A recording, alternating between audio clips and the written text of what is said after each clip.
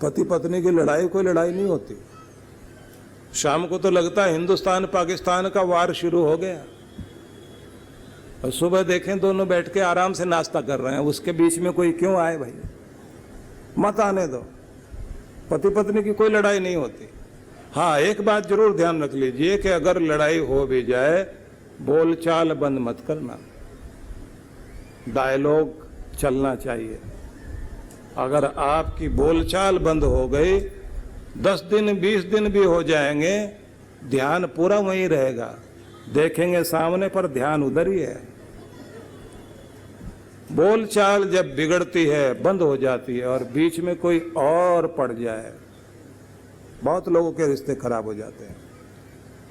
जब बातचीत करते रहते हैं ना, तो झंझट खत्म हो जाते हैं।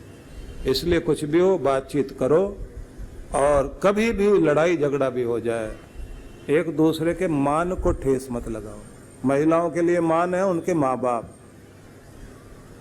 कुछ भी कह दो वो बर्दाश्त करती है, लेकिन उसके माँ बाप को अगर छेड़ दिया, उनके बारे में कुछ कह दिया, ये उनकी दुखती रग है, नहीं बोलना चाहिए। और जेंट्स में भी एक बात होती है कि महिलाएं कुछ भी कहें, कुछ भी बोलें, लेकिन उन्हें एक बात का ध्यान रखना चाहिए, अपने पति की ईगो को हर्ट नहीं करना चाहिए, उसका मान रखना चाहिए। कुछ भी बोल दें, नहीं तो बातें हैं जो अंदर रह जाती हैं, बहुत तड़पाती हैं, एक दूसरे को दूर कर देती हैं। सारे रिश्तों के बीच में एक महत्वपूर्ण कड़ी होती है त्याग, सेक्रीफाइस। इसी से प्यार बनता है। मैं तेरे लिए कुछ करूं और गिनाऊं नहीं, जताऊं नहीं, तुम मेरे लिए करो और मैं तुम्हारे लिए जताऊं नहीं कि मैंने क्या किया, तुमने क्या किया। क्योंकि दोनों एक दूसरे के लिए जी रहे हैं, एक दूसरे का सहारा बने हुए हैं। इसी से प्यार बनता है। और भाइयों में भी ये चीज होनी चाहिए। राम जी तो बचपन में खेलते खेलते भी कितनी बार भरत को जिता देते थे, खुद हार जाते थे। तो भरत बोलता था, भैया आप जानबूझ के हारे हो। वो मुस्कुराते रहते थे। पर आप बताओ, आपको जानबूझ कर हारने में अच्छा लगता है क्या? तो राम जी कहते थे, हाँ, खुद जीतने में वो आनंद नहीं आता भरत जितना तुझे जिताकर खुद हारने में आनंद आता है। तू जीतता है ना, तो मुझे बहुत अच्छा लगता है। इस प्यार का प्रभाव देखिए, ये जो त्याग है, ये सैक्रिफाइस कि कैकेयी माँ ने राजगद्दी लाकर अपने बेटे के चरणों में डाल दी कि राम के हाथ से छीन के लाई हूं राज तिलक, अब तू राजा बनेगा।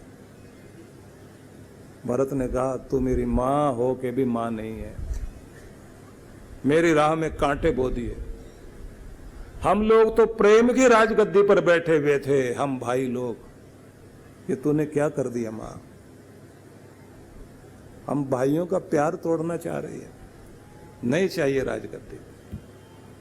14 साल तक कोई अपने भाई की खड़ाऊ रखकर राज करता रहा हो और जमीन पर न सोया हो। पत्तों का बिछौना बिछाकर और पत्तों की कुटिया बना करके 14 साल तक इंतजार किया भरत ने। और कहीं साइन करता था, आदेश दिया जाता था, तो आदेश से श्री राम लिखता था। और फाड़ करके सिग्नेचर जैसे किए जाते हैं, वैसे सिग्नेचर अपने करके कहता था, ये मेरा आदेश नहीं, मेरे राम का आदेश है। ये भरत का व्यवहार देखिए आप, प्यार ऐसे नहीं पनपता। वो जो सैक्रिफाइस बचपन में दिखाई दिया और जिसको लेकर के दोनों भाई खेले, उस प्यार के कारण आप सोचिए कितना एक दूसरे के लिए त्याग करने को तैयार है। और कहाँ 2 पैसे के लिए लोग एक दूसरे के खून के प्यासे हो जाते हैं। रिश्ते रिश्ते कहाँ रहते हैं? एक दूसरे के लिए सैक्रिफाइस करने से आपके घर में प्यार बढ़ता है। 14 वर्षों के बाद राम जी लौटे, स्वागत हुआ उनका। पूरी अयोध्या में दिवाली मनाई गई। इंडोनेशिया का एक द्वीप है, बाली द्वीप, वहां एक दिन ऐसा होता है जब पूरे दिन और रात में लाइट नहीं जलाई जाती। हवाई अड्डे की भी लाइटें बंद कर देते हैं। वो कहते हैं इस दिन राम जी यहां से अयोध्या लौटे थे, इसलिए हमारे लिए तो ये रोशनी करने का दिन नहीं है, दिवाली किसी और की होगी, हमारी नहीं है। इतना प्यार करते हैं। और पूरे साल अगर आप वहां देखें, हनुमान जी का नाटक चलता है वहां, राम सीता का पूरा लीला मंचन का कार्यक्रम वहां देखने को मिलता है। हिंदुस्तान जिंदा है इन भावनाओं के अंदर। इसलिए आज भी राम की कथा घर घर में शांति देती है। तो अपने रिश्तों को जिंदा करना चाहते हो, एक दूसरे को जताओ नहीं मैंने क्या किया। आदमी जब पूरा ध्यान रखता है ना, भाई ने खाना खा लिया, सोया ठीक से, अभी क्या कर रहा, पूरा ध्यान रहे, प्राण उसमें बसे रहे। कोई भी आपका अपना हो, किसी भी रिश्ते में हो, जब आप उसका ख्याल रखते हैं ना और वो आपका ख्याल रखता है, इससे बड़ा धन दुनिया में कोई नहीं। सबसे बड़ी दौलत ये है। ऐसे अपने पति पत्नी के रिश्ते, बाप बेटे के रिश्ते, भाई बहन के रिश्ते, बहन भी आपके घर में आए रक्षाबंधन के समय में, भरपूर स्वागत करके विदा करना, क्योंकि सिर्फ वही मंगल कामना करती है, उसी से कुछ होता है ऐसा नहीं। देवता भी आपके घर पर बरकत बरसाते हैं और आशीर्वाद देते हैं, जो अपनी बहन का मान करके घर से भेजता है। कभी भी अपमान मत करो। और वो आपसे कोई पैसे लेने नहीं आती। बहन को अगर आपने कुछ दे भी दिया, उन पैसों की कदर बहुत करती है। वो पैसे लेकर जाएगी अपने ससुराल में, सबको दिखाती है, मेरे भाई ने 5100 11,000 जो भी दिए, 51,000 पकड़ा दिए, सबको बताएगी मेरे भाई ने दिए। और पति हर महीने 50,000 लाख रुपए तनख्वाह के ला के देता है, उसका नाम नहीं लेती, मेरे हाथ पे पैसे रखता है, ऐसे नहीं बताती। भाई ने दिए, वो भी साल में एक बार, सबको बता रही है। क्या बताना चाहती है कि ये पैसे नहीं, इस पैसे का मतलब है कि मेरा रिश्ता आज भी मजबूत रिश्ता है और मुझे अकेला मत समझना, मेरे पीछे मेरा भाई खड़ा हुआ है, मेरा परिवार खड़ा हुआ मेरे पीछे। मतलब यह है कि अपमान करने वाला ससुराल में कोई भी वो समझ ले पीछे मेरा भाई है, वो बताना चाहती है। आज भी मेरा भाई मेरे साथ है, मेरा मान करता है, एक ताकत महसूस होती है उसको।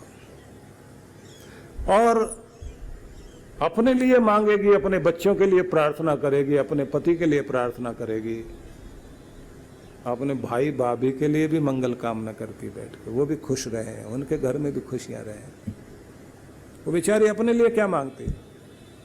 यही तो है रिश्ते, इनको जिंदा रखिए। हाँ, एक बात जरूर ध्यान रखिए कि कोई भी ननद जब अपने भाई के घर में आए तो भाभी के साथ रिश्ता ज्यादा अच्छा बनाना चाहिए, उसके घर में आग लगाने का काम नहीं करना चाहिए। तो भाभीयों को यही लगता रहता, हर 15 दिन के बाद आ जाती है, पहली आग बुझी नहीं और लगा के जाएगी। माँ बेटी बैठ जाएं तो फिर पता नहीं क्या योजना बनाती हैं ये लोग। हमारा तो दिन का चैन, रात की नींद सब गायब हो जाती है, बस एक बार शक्ल दिखा दे वो आके। ना करो ऐसा। अपने रिश्तों को जीत के देखिए, आपके घर में कितनी खुशहाली आएगी।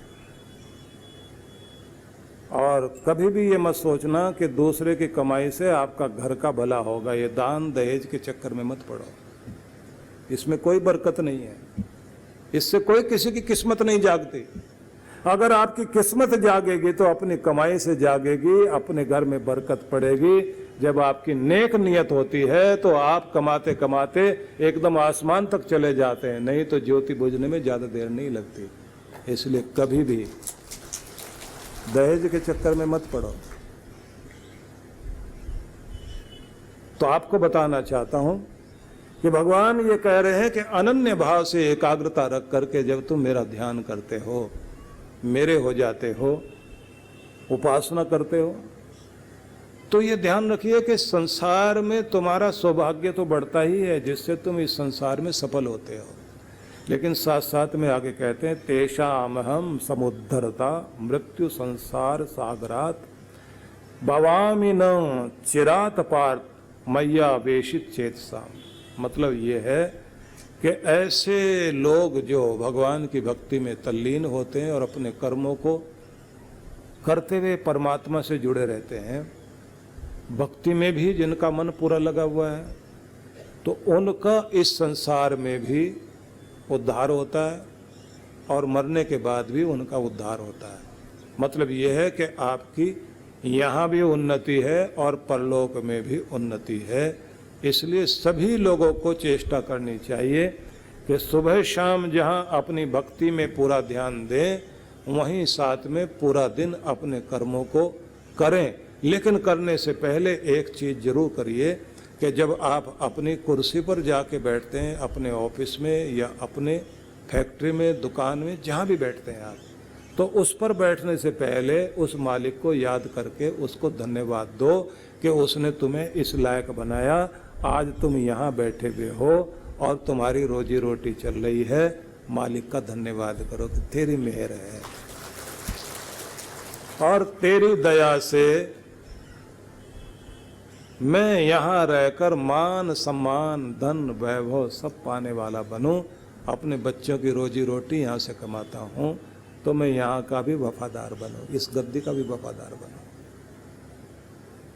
जितना लेते हो ना उससे ज़्यादा का काम करके आओ, भले जॉब करते हो आप, बरकत पड़ेगी आपके काम में। और अगर आप ये सोचते हैं बहुत अच्छी नौकरी, कुछ करना ही नहीं पड़ता, और लोग भी तो ऐसे कमाल के कहते हैं तनख्वाह क्या मिलती है, तो तनख्वाह को तो मुंह बिगाड़ के बताता है, और जब कहते हैं ऊपर से फिर मुस्कुराहट आ जाती चेहरे पर। और ऐसे ऐसे कमाल के लोग देखे हैं, बोले साहब जी बहुत अच्छे हैं, न प्याज खाते न लहसुन खाते, बस रिश्वत खाते हैं। सबसे बुरा काम तो वही है। अपनी कमाई जो घर में लेकर आए वो आपको तारेगी, पवित्र कमाई। तो जहाँ बैठकर आप रोजी रोटी कमाते हैं, तो उस जगह बैठ कर के आप परमात्मा को पहले थैंक्स करो। और दूसरा काम ये करना चाहिए, वो जो आपके टेबल है उसकी फाइलें ठीक करके वहाँ अगर एक फूल लगा सको, मुस्कुराहट का प्रतीक, कोमलता और अपने गुणों की सुगंधि का प्रतीक, कि मेरा व्यवहार मेरे कर्मों की सुगंध फैले चारों तरफ, उसे सजा के और उसके बाद अपने काम में लगिए। घर में महिलाएं भोजन पकाएं तो उस समय भोजन पकाते पकाते अपने प्रभु को भी याद करिए और खुश होकर बनाओ, क्योंकि वो भोजन नहीं है, वो भगवान का प्रसाद है। और देवताओं को पहले अर्पित करके, मतलब अग्नि को अर्पित करने के बाद, क्योंकि अग्नि क्या है, अग्निर्वही मुखम देवानाम, देवताओं का मुख तो अग्नि है। थोड़ा सा मीठा लगाकर, थोड़ा रोटी का टुकड़ा घी लगा के भले गैस पर, चूल्हे पर, उसी पे जला दो आप, तो भगवान को भोग लग गया। और आपका भोजन अमृत बने, अच्छे मूड में भोजन बनाइए, तो वो आपके घर के लोगों को प्रसाद बन करके उन्हें प्रसन्नता प्रदान करेगा, उनकी तरक्की होगी। जल भून करके खाना नहीं बनाना चाहिए और ना दुखी होके खाना चाहिए। प्रसन्नता से खाओ, जो है जैसा है, जिस तरह का है, अन्न है ना आपका। और अपने घर को कुछ बातें ध्यान रखना जो बताऊंगा आपको। एक तो मकड़ी के जाले मत लगने देना। शनिवार को दरिद्रता निकालो घर से बाहर। जाले वाले जहां भी लगे हुए हैं, जितना हो सके साफ करो और अपने शनिवार वाले दिन थोड़ा नमक अपने पानी में डाल के पोछा लगाइए। फर्श में भी कोई बैक्टीरिया, कोई वायरस, फंगस कुछ भी नहीं आना चाहिए। उसे साफ सफाई करते करते आप एकदम पूरे घर को क्लीन करो। और आज आपको जो बताया था ना, वो दारिद्र्य नाशक यज्ञ सामग्री, वो अगर जला लिया करें आप, मंगलवार शनिवार 2 दिन तो जरूर कर लिया करो। मंगल को शुभ मंगल हो और शनिवार को शनि शनि करके आपके दुख तकलीफें दूर हो। साफ सफाई करिए और कोशिश करो कि घर के सभी स्थानों में धूप भी हवा भी जानी चाहिए, पवन देवता भी आने चाहिए और साथ में सूर्य की किरणें भी।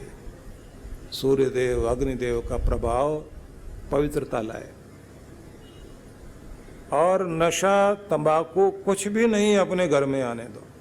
परम पूज्य श्री सुधांशु जी महाराज के पावन सानिध्य में गुरु पूर्णिमा महोत्सव।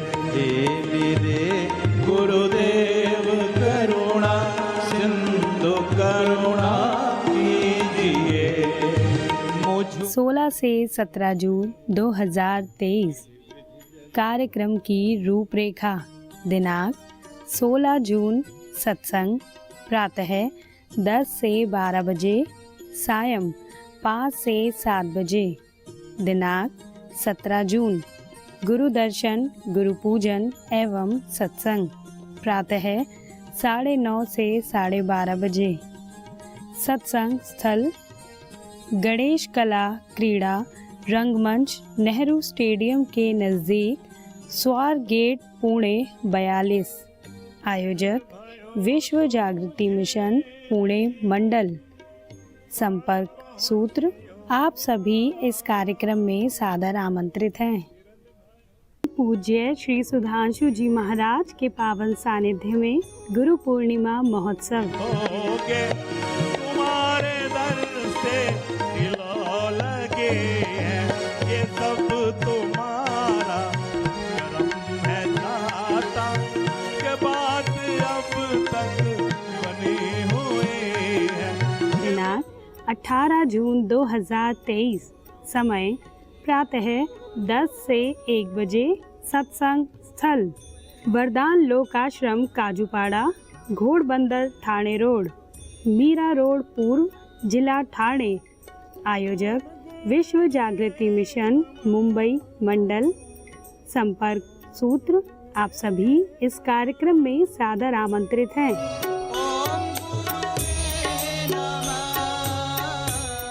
परम पूज्य श्री सुधांशु जी महाराज के पावन सानिध्य में दिव्य भक्ति सत्संग। दिनांक 22 जून 2023। समय सायं 5 से 7 बजे। सत्संग स्थल नेताजी सुभाष चंद्र बोस प्रेक्षागृह, चौधरी चरण सिंह विश्वविद्यालय, मेरठ। आयोजक विश्व जागृति मिशन मेरठ मंडल। संपर्क सूत्र। आप सभी इस कार्यक्रम में सादर आमंत्रित हैं। दाता के दरबार में सब लोगों का खाता। परम पूज्य सद्गुरुदेव श्री सुधांशु जी महाराज एवं डॉक्टर अर्चिका दीदी जी के पावन सानिध्य में गुरु पूर्णिमा महोत्सव 30 जून से 3 जुलाई 2023। कार्यक्रम की रूपरेखा। शुभारंभ 30 जून सायं 5 बजे। सत्संग 1 जुलाई प्रातः 8 से 10 बजे।